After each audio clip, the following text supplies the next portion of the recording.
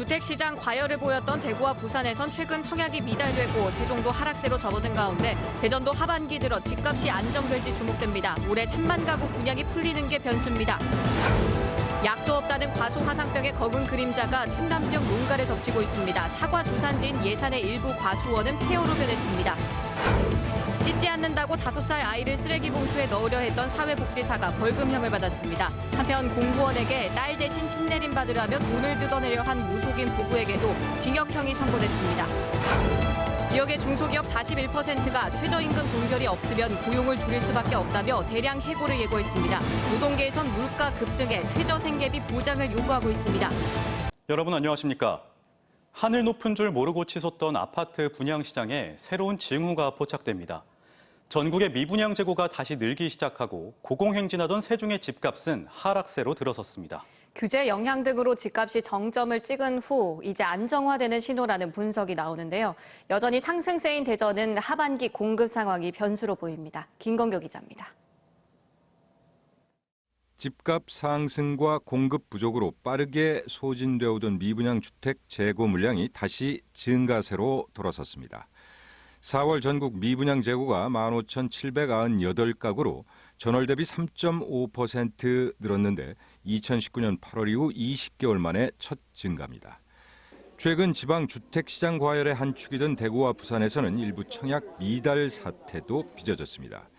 여기에 고공행진하던 세종의 집값이 5월 들어 1년 7개월여 만에 하락 전환했습니다. 급등 피로감과 규제 여파로 주택시장이 조정 국면으로 들어서는 것 아니냐는 해석이 나옵니다. 다만 대전은 올해도 분양 예고 물량 대부분이 하반기로 밀리면서 여전히 공급 부족에 따른 상승세가 유지되고 있습니다. 올 들어 아파트 가격 누적 상승률이 7.75%로 세종의 3배 가깝게 올랐습니다. 그렇다면 앞으로 대전의 주택시장 전망은 어떨까요?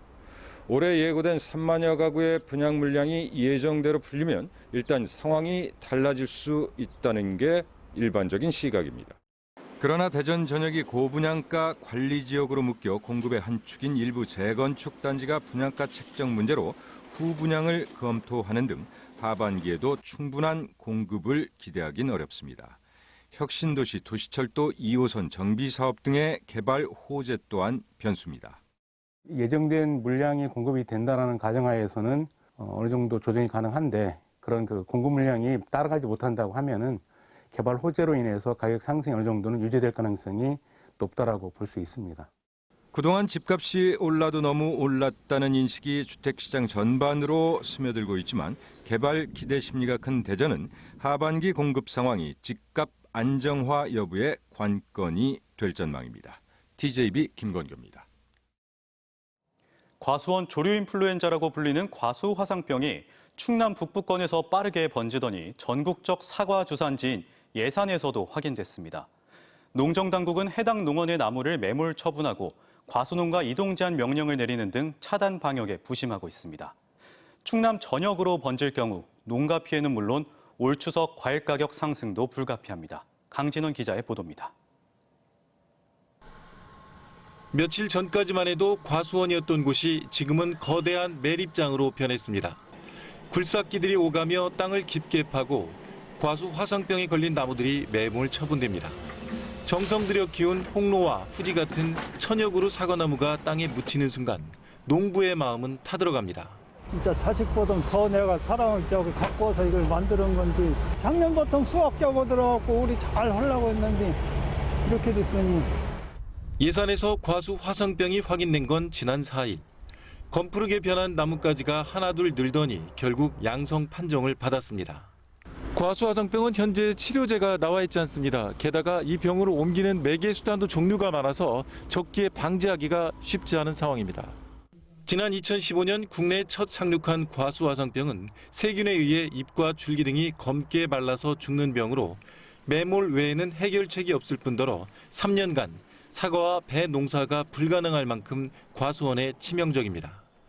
또 병균 잠복기가 최대 15일에 달하고 사람은 물론 곤충까지 매개체가 되며 영농 자재까지 폐기해야 할 만큼 전파력이 강합니다. 현재 충남북과 경북에서 발병했는데 충남에서는 천안, 당진 등 북부권 4개 시군 50개 농장 34헥타가 피해를 받고 특히 천안배와 예산사과 등 지역 특산 품목들에서 피해가 확산되고 있습니다. 농정당국은 과수 농가에 대해 이동 제한을 명령하는 한편 발생지 인근 5km 내에서 긴급 예찰 활동에 들어갔습니다.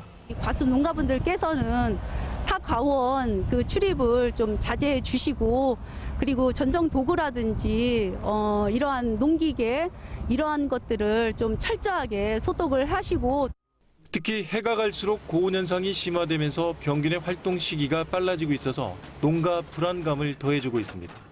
TJB 강진원입니다. 오늘부터 우리 지역에서도 60세 이상 백신 접종이 시작되고 젊은 층의 얀센 접종도 앞두고 있습니다. 그만큼 기대감도 커지고 있는 반면 최근 대전에선 갑자기 확진자가 늘어나면서 방역당국도 당혹스러워하고 있습니다. 장석영 기자의 보도입니다. 31살 박봉일 씨는 최근 예비군과 민방위를 대상으로 한 얀센 접종 예약에 성공해 오는 14일 접종을 할 수 있게 됐습니다. 기저질환이 있는 부친과 조부모와 함께 살다 보니 불안감이 컸는데 30대에게도 접종 기회가 생기자 열일 제쳐두고 신청한 겁니다. 기회가 되면 얼른 맞고 싶었는데 사실 저는 30대고 또 건강한 청년이기 때문에 저는 아마 몇 년 후에나 맞을 수 있겠다 이렇게 포기를 하고 있었는데 또 갑자기 이렇게 좋은 기회가 생겨서 얀센 백신 접종 예약자는 대전 25,900명으로 전체 대상자의 23.6%, 충남은 35,300명으로 전체 대상자의 24.6%입니다. 이들은 오는 10일부터 위탁 의료기관에서 접종을 시작합니다. 또 오늘부터 상반기 정부의 코로나19 백신 접종 목표 달성을 위한 마지막 관건인 60세부터 64세 고령층 접종이 본격 시작됐습니다. 예약률도 80% 이상으로 이달 말까지 1차 접종을 완료한다는 계획입니다.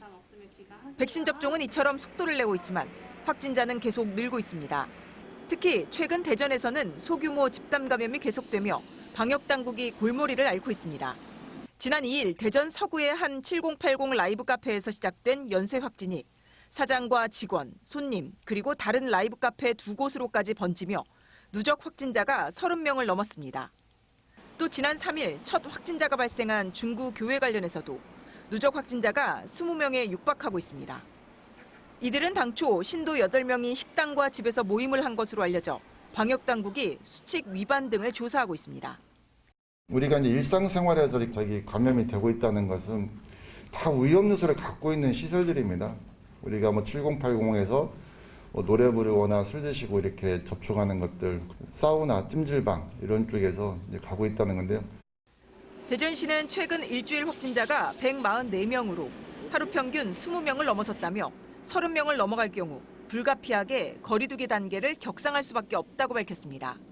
특히 40, 50대 확진자가 절반을 차지하고 가족 간 감염도 늘고 있는 만큼 일상 속 방역 수칙 준수를 당부했습니다.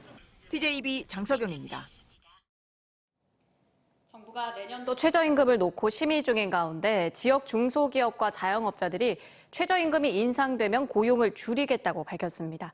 줄일 수 있는 건 인건비뿐이라는 게 경제계의 하소연이지만 적어도 물가 상승률보다는 올라야 한다는 노동계 주장이 엇갈리고 있습니다. 류재일 기자입니다.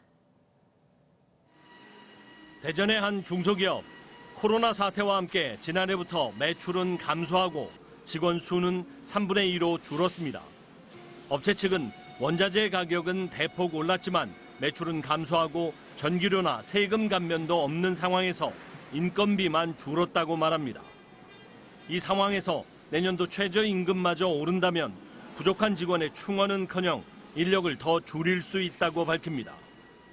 매출은 감소하고 원자재 값은 상승했는데 최저임금을 또 올린다면은 인건비를 줄이거나 인원을 충원하지 못하는 지금보다 더 힘든 상황이 될 수밖에 없는 실정입니다.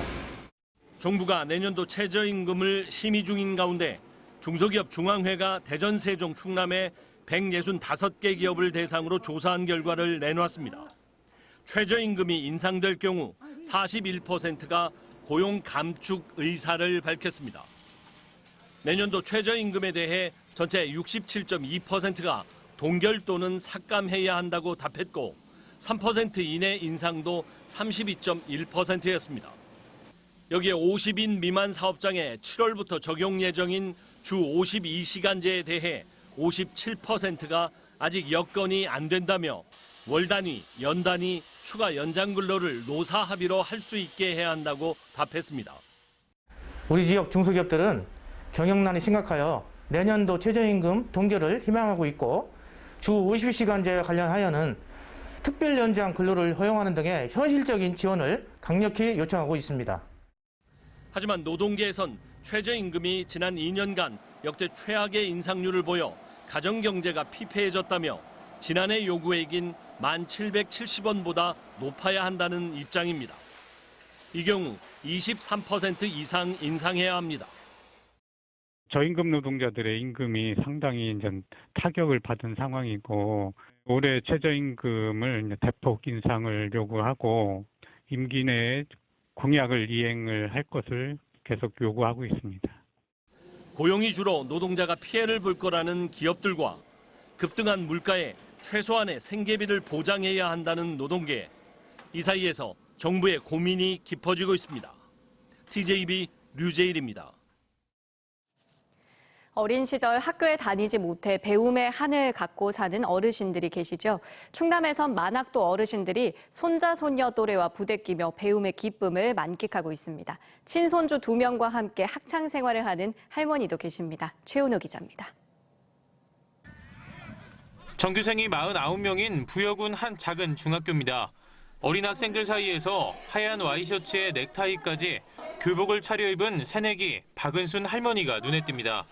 올해 81살의 나이로 초등학교를 졸업한 뒤 바로 중학교까지 입학했는데 요즘 영어 알파벳 공부에 푹 빠졌습니다. 어린 시절 여자라는 이유로 집안 어른들이 학교에 보내지 않았고 배우지 못한 서름은 최근에서야 풀렸습니다. 영어 선생님이 여기서 하시는데 지가 조합이 돼요. 그래서 ABCB로 그걸 하는데 금방 내 되대요 그건. 이거 재밌다. 한글도 배워야지. 영어도 배우고 싶지.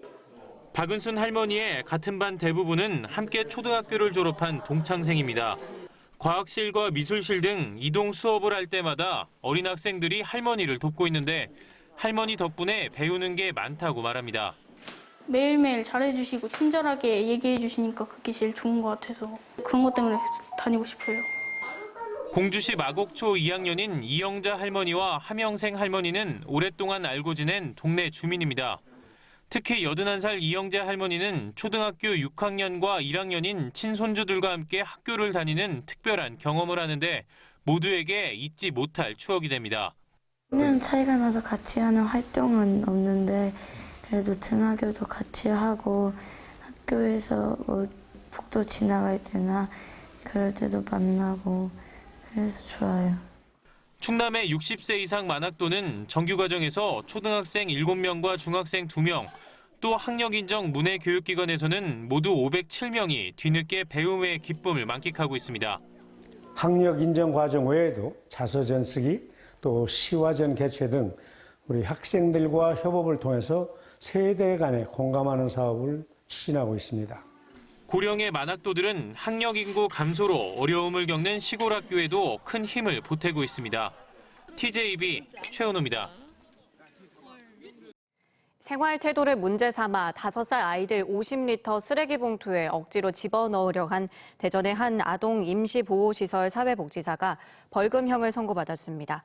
사회복지사 A씨는 지난해 2월 5살 B군을 씻지 않는다는 이유로 쓰레기 봉투에 집어넣으려 했고 다른 아동은 손바닥으로 폭행한 혐의도 받고 있습니다. 대전지법 차주희 판사는 아동을 보호 감독하는 아동학대 신고 의무자가 피해자들을 학대해 죄책이 가볍지 않지만 피해자들이 처벌을 원하지 않는 점 등을 고려해 벌금 200만 원을 선고했습니다. 대전지법 차승환 부장판사는 공무원을 상대로 직장을 잃게 할 것처럼 겁을 준 뒤 거액을 뜯어내려 한 무속인 부부에게 징역형을 선고했습니다. 무속인 50살 A씨는 2018년 공직자 B씨에게 딸을 위해 대신 신내림을 받아야 한다며 굿값과 부적값 등 2억여 원을 건네받고 한때 신당을 차린 B씨에게 공무원 겸직 금지 위반 등을 들먹이며 합의금 명목으로 수천만 원을 더 요구한 걸로 드러났습니다. 법원은 A씨에게 징역 10개월을, 함께 기소된 남편에게 징역 8개월에 집행유예 2년을 선고했습니다. 전국 과학영재학교의 중복 지원이 금지되고 의학학 대학 진학이 불가능해지면서 대전과학고의 입학 경쟁률이 대폭 낮아졌습니다. 대전과학고의 내년도 신입생 원서 접수 결과 90명 모집에 408명이 지원해 4.5대 1의 경쟁률을 보여 지난해 12.5대 1에 비해 3분의 1가량 줄었습니다. 충남도는 세계적 반도체 장비 기업인 영국의 에드워드, 스웨덴 CSK사와 아산시 탕정 일반 산단에 5년간 1억 1천만 달러, 1,222억 원을 투자해 공장을 신축하는 내용에 합의했습니다. 에드워드사는 반도체 공정용 진공 펌프 생산 세계 1위, CSK는 반도체 디스플레이 가스 처리 장치 분야 세계 3위 기업입니다. 대전 열병합 발전 증서를 둘러싼 환경 문제가 불거진 가운데 허태정 대전시장이 열병합 발전 측에 온실가스 감축안 제시를 재차 요구했습니다. 허 시장은 4월에 시민 공감과 증설 이후 설명, 온실가스 감축 등 3대 선결 조건을 해결하라고 촉구했는데도 열병합 발전 측이 한 달이 넘도록 반응이 없다고 비판하며 이에 대한 명확한 대책을 제시해야 향후 사업 추진을 논의할 수 있다고 말했습니다.